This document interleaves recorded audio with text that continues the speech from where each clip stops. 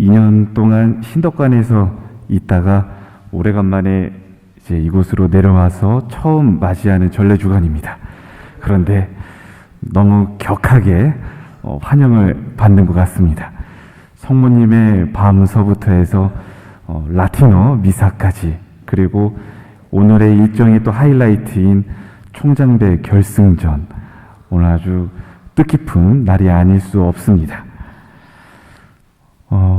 우리는 일상 속에서 살아가다 보면 소중한 것, 정말 소중한 것을 잊은 채, 또 느끼지 못한 채 살아가고 있습니다.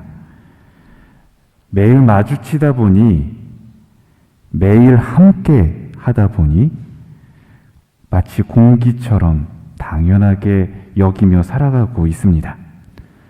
그런데 그 소중한 것을 느끼는 때가 있습니다. 그것으로부터 떨어지게 되었을 때, 그 소중한 것으로부터 멀어지게 되었을 때, 우리는 그 소중함을 깨닫게 됩니다. 한 예로, 지금 학부 1학년 학사님들이 많이 경험하고 있을 것입니다. 부모님으로부터 처음 떨어져 신학교에 있습니다.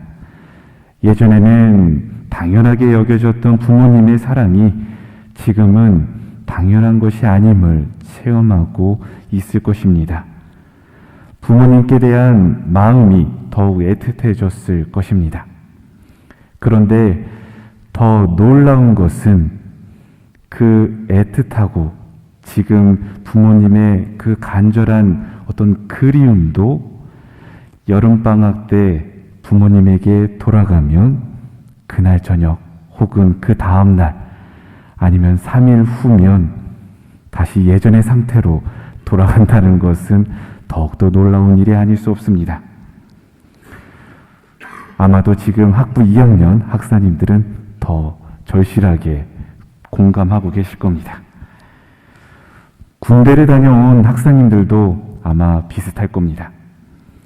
학부 1학년, 학부 2학년 때 못 느꼈는데 신학원을 떠나 군에 들어가고 군 생활을 하면서 신학원 공동체에 대한, 모짜리에 대한 소중함을 느끼고 또 그리워했음을 기억하고 있을 것입니다.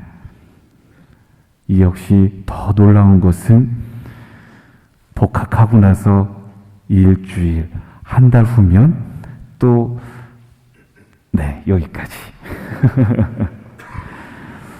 이처럼 우리는 함께 있을 때, 같이 있을 때에는 느끼지 못하다가 멀어졌을 때 비로소 그 소중함, 또 그것에 대한 그리움을 깨닫게 됩니다. 예수님의 제자들도 그러한 경험을 하였습니다. 오늘 복음에서 예수님이 돌아가시기 전 하신 말씀, 서로 사랑하여라. 내가 너희를 사랑한 것처럼 너희도 서로 사랑하여라.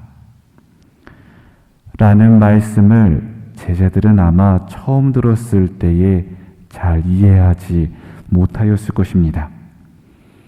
그러나 예수님께로부터 헤어지게 된 후 제자들은 예수님이 하신 말씀, 예수님이 하신 그 행동들의 의미를 깨달았습니다.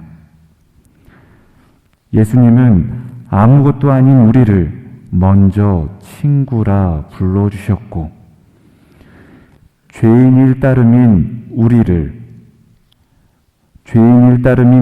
위해 아무런 조건이나 대가 없이 자신의 목숨까지도 십자가 위에 내어 놓으시면서 우리를 사랑해 주셨습니다.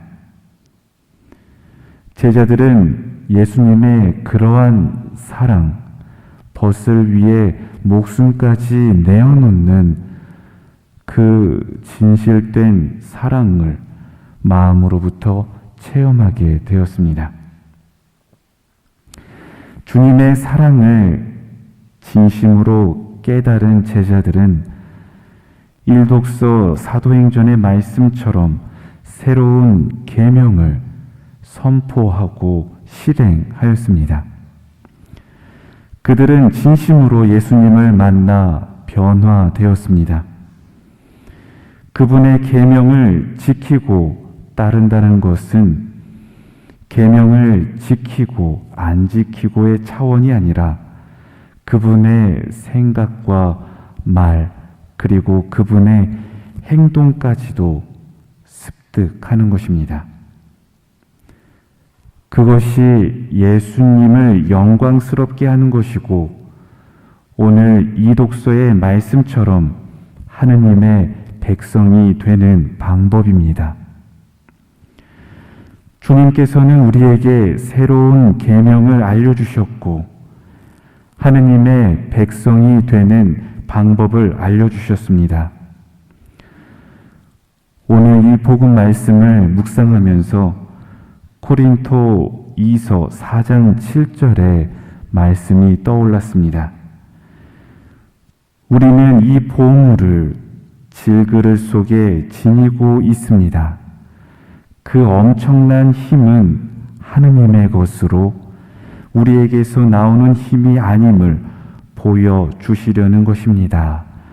라는 말씀처럼 주님이 우리에게 주신 이 계명은 소중한 보물이고 선물입니다. 우리의 일상 안에서 우리의 평범한 보통의 하루 속에서 주님이 주신 새 계명을 실천하여 질그릇 속에 담긴 하느님의 보물을 발견해야 하겠습니다. 아멘.